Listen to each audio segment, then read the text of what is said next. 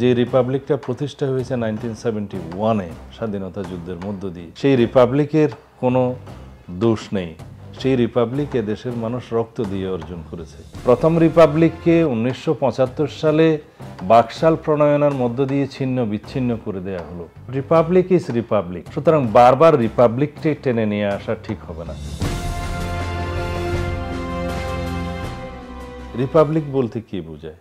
আমরা অলরেডি একটা রিপাবলিকের অধীনে আছি, এবং যে রিপাবলিকটা প্রতিষ্ঠা হয়েছে 1971-এ স্বাধীনতা যুদ্ধের মধ্য দিয়ে, এবং সেই রিপাবলিককে আমরা অবমাননা করতে চাই না। সেই রিপাবলিকের কোনো দোষ নেই। সেই রিপাবলিক দেশের মানুষ রক্ত দিয়ে অর্জন করেছে। রিপাবলিকের আসলে গোড়ার কথা হলো একটি স্বাধীন রাষ্ট্র। স্বাধীন রাষ্ট্র থাকলেই রিপাবলিক হয়, রিপাবলিক রচনা করা যায়। এবং স্বাধীন রাষ্ট্র আমাদের আছে, এবং রিপাবলিক রচিত হয়েছে একটি সংবিধান প্রণয়নের মধ্য দিয়ে। সেই রিপাবলিকের মূল এসেন্সটা হচ্ছে যে এই রিপাবলিকটা পরিচালিত হয় নির্বাচিত গণপ্রতিনিধিদের মাধ্যমে, জনপ্রতিনিধিদের মাধ্যমে।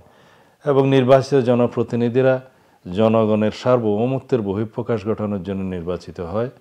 তারা নির্বাচিত হয়ে আবার পরবর্তী নির্বাচনের মাধ্যমে পরিবর্তিত হয়। This is Republic. এবং সেই রিপাবলিকে একজন হেড অফ দি স্টেট থাকে, either elected or nominal head of the state থাকে। সেই রিপাবলিক তো আমাদের আছে। এখন প্রশ্ন আসলো, সেই রিপাবলিককে আগের মতো প্রথম রিপাবলিক যেভাবে আমরা নির্মাণ করেছিলাম সেই জায়গায় আছে? আমি বলবো সেখানে সংশোধনী হয়েছে। প্রথম রিপাবলিককে 1975 সালে বাকশাল প্রণয়নের মধ্য দিয়ে ছিন্ন বিচ্ছিন্ন করে দেয়া হলো। সেই রিপাবলিকের নেচার পরিবর্তন করে দেয়া হলো। রিপ্রেজেন্টেটিভ, ইলেক্টেড রিপ্রেজেন্টেটিভের যে ধারণা, সেই ধারণাটাকে অপমান করা হলো। তারা বললেন বাকশালের মধ্য দিয়ে যে এখন থেকে এই সংসদ আরও এক মেয়াদের জন্য নির্বাচিত হয়েছে বলে ধরিয়া নেওয়া হইবে। This is Baksal, 4th amendment. সেই রিপাবলিকের চরিত্রটা তারা পাল্টে দিলেন এবং নিজেকে প্রধানমন্ত্রী থেকে প্রেসিডেন্ট ডিক্লেয়ার করে তিনি অগণতান্ত্রিক প্রক্রিয়ায় সেই রিপাবলিকের নেচার পরিবর্তন করলেন। সেখানে রিপাবলিক ক্ষতিগ্রস্ত হয়েছে, কিন্তু সেই রিপাবলিককে পুনরায় মেরামত করা হয়েছে 1979-এ 5th অ্যামেন্ডমেন্টের মধ্য দিয়ে। রাষ্ট্রপতি জিয়াউর রহমান বহুদলীয় গণতন্ত্রের পুনঃপ্রবর্তন করলেন এবং সংসদীয় ব্যবস্থার পরিবর্তে রাষ্ট্রপতি শাসিত ব্যবস্থার পরিবর্তিত হলো। এবং জুডিশিয়ারির যে নেচারটা বাকশালে পরিবর্তন হয়ে গেছিল, যে জুডিশিয়ারিকে সাবজেক্ট টু দি প্রেসিডেন্ট করা হলো, এক্সিকিউটিভের অধীনে নিয়ে আসা হলো, সেটাকে আবার পরিবর্তন করে চিফ জাস্টিসের হাতে নিয়ে আসলেন।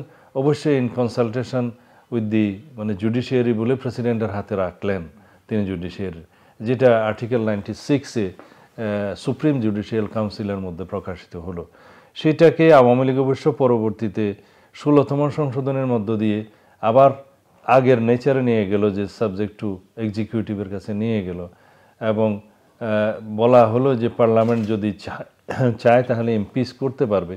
সেই নেচারটাকেও এবং সেই বিধানটাকেও জুডিশিয়ারি ইতিমধ্যে নাল অ্যান্ড ভয়েড ডিক্লেয়ার করেছে। তো সেই জায়গাতে রিইনস্টেট হয়ে গেছে সুপ্রিম জুডিশিয়াল কাউন্সিল। এখন এটা ছাড়াও জুডিশিয়ারির স্বাধীনতার জন্য আমরা ব্যাপক সংস্কার প্রস্তাব দিয়েছি এবং জুডিশিয়ারিও এর মধ্যে এগ্রিড। আর এগুলো এখন সুপ্রিম কোর্টও একটা বিচারাধীন আছে আর্টিকেল 116-এর ক্ষেত্রে, যে লোয়ার জুডিশিয়ারিকে স্বাধীন করার জন্য, যেটা প্রেসিডেন্টের হাতে আছে। ইনফ্যাক্ট ল মিনিস্ট্রি হয়ে প্রেসিডেন্টের হাতে যায়, তাদের নিয়োগ বদলি পদায়ন সহ সমস্ত কিছু।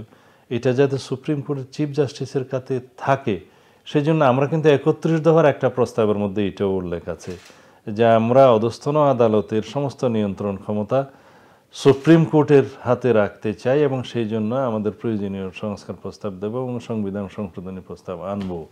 তো এইগুলো সংশোধনের মধ্য দিয়ে আপনার রিপাবলিকের যে অরিজিনাল নেচার হওয়া উচিত এবং গণতান্ত্রিক নেচার যেটা রিপাবলিকের হওয়া উচিত, সেটা ফেরত আসবে। এবং সেটা ফেরত আসবে, সমস্ত কিছু এমবডিড থাকবে সেই সংশোধিত সংবিধানের মধ্যে, যেটার নেচারটা ডেমোক্রেটিক নেচার হবে এবং জনগণের অভিপ্রায় অনুযায়ী, আমাদের সেই আকাঙ্ক্ষা অনুযায়ী সেই সংবিধানটা বিনির্মিত হবে। সেটাকে যদি আমরা এখন সেকেন্ড রিপাবলিক বলতে চাই কেউ, তারা সেটা অভিহিত করতে পারে। But Republic is Republic. যে রিপাবলিকটাকে আমরা সামনেও বিভিন্ন রকমের সংশোধনের মধ্য দিয়ে গণতান্ত্রিক নেচার দিয়ে আসতে পারবো সংবিধান সংশোধনের মধ্য দিয়ে, সেটাকে কি আমরা বারবার এক একটা রিপাবলিকের নাম্বার দেব?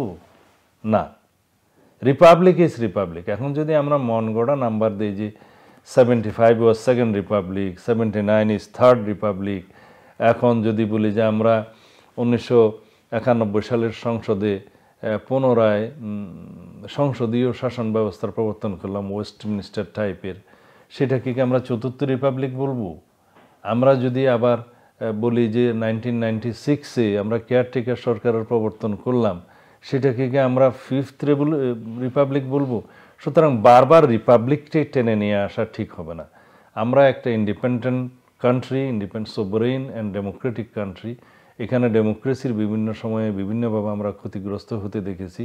সুতরাং ডেমোক্রেসিকে স্ট্রেনদেন করার জন্য আমাদের যত কিছু রিফরমেশন, অ্যামেন্ডমেন্ট দরকার আমরা করব সংবিধানে, এবং গণতান্ত্রিক এবং সাংবিধানিক প্রতিষ্ঠানগুলোকে আমরা স্ট্রেনদেন করব।